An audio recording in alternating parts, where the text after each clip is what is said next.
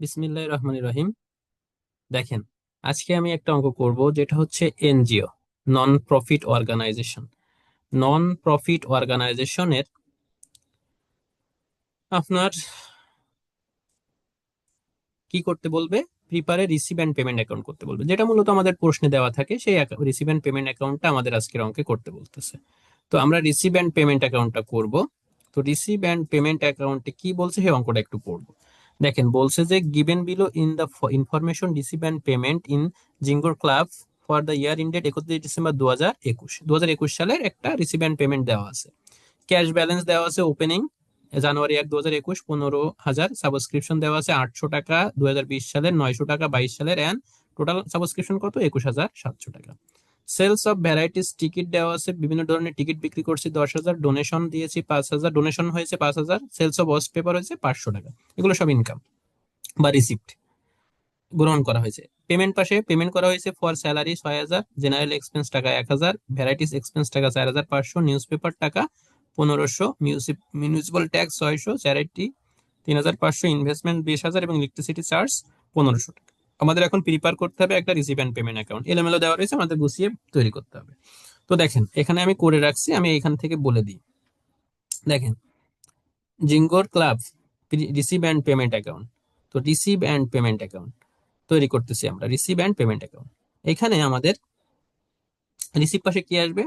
Receive পাশে প্রথমে আমাদের যেটা আসবে সেটা হচ্ছে প্রথম যে এন্ট্রিটা আছে, ক্যাশ ব্যালেন্স 15,000 টাকা বসালাম, ব্যালেন্স বিডি নামে অথবা ওপেনিং ক্যাশ নামে 15,000 টাকা। এবার সাবস্ক্রিপশন, সাবস্ক্রিপশন টোটাল 21,800 সরাসরি বসাই দিয়েছি। এটা যদি আমি ভাঙি তাহলে কি হবে? এখানে দেখেন, এটা যদি আমি ভাঙি তাহলে বিষয়টা দাঁড়াবে এমন। বিষয়টা দাঁড়াবে কেমন? এই যে দেখেন, সাবস্ক্রিপশন 2020 সালে তাহলে কত? 800 টাকা।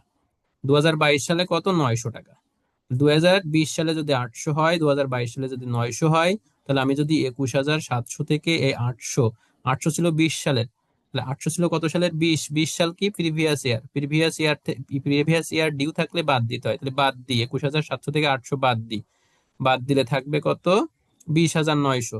তারপরে হচ্ছে বাকি আছে কত? 22 সালের 900। 22 সাল হচ্ছে নেক্সট ইয়ার। নেক্সট ইয়ারে যে 900 টাকা যদি আমি বাদ দিই তাহলে আমার থাকবে কত? 20,000। এটাই হচ্ছে কারেন্ট ইয়ার। টোটাল মিলে কত? 21,700।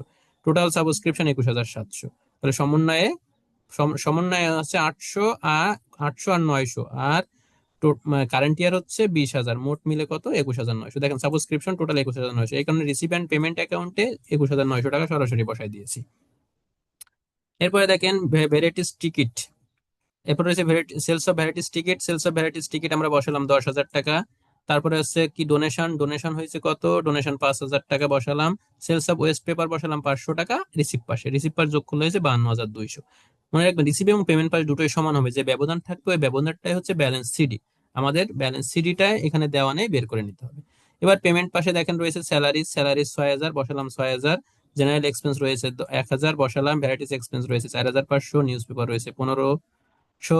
মিউনিসিপাল ট্যাক্স রয়েছে 6,000। চ্যারিটিস রয়েছে 3500। Investment 20,000। Electricity charge 1500।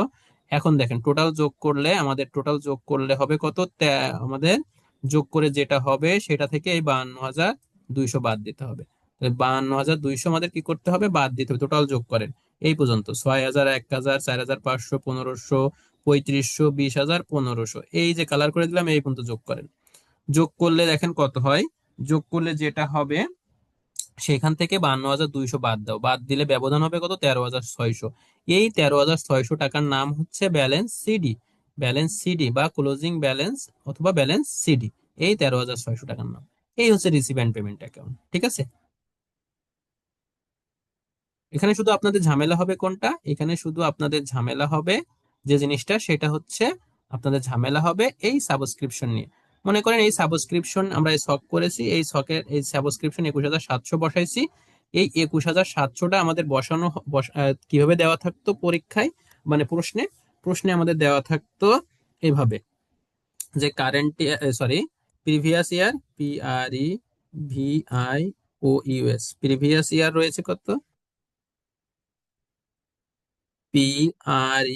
PREVIOUS, previous year রয়েছে আমার, প্রিভিয়াস ইয়ার রয়েছে কত?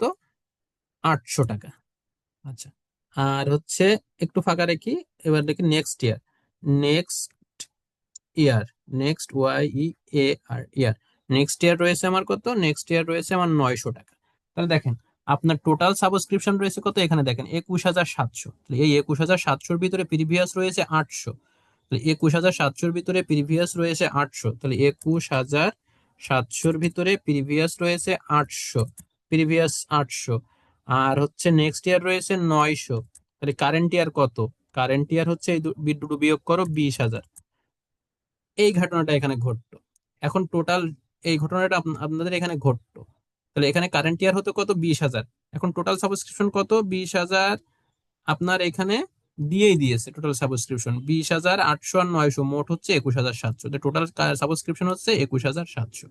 আপনি সরাসরি একবারে 21,700 দিতে পারেন, আবার এইভাবে সুন্দর করে ভেঙে দেখাতে পারেন, যেভাবে আপনাদের সাজেশনে করা আছে। এই যে দেখেন, যেভাবে আপনাদের সাজেশনে করা আছে।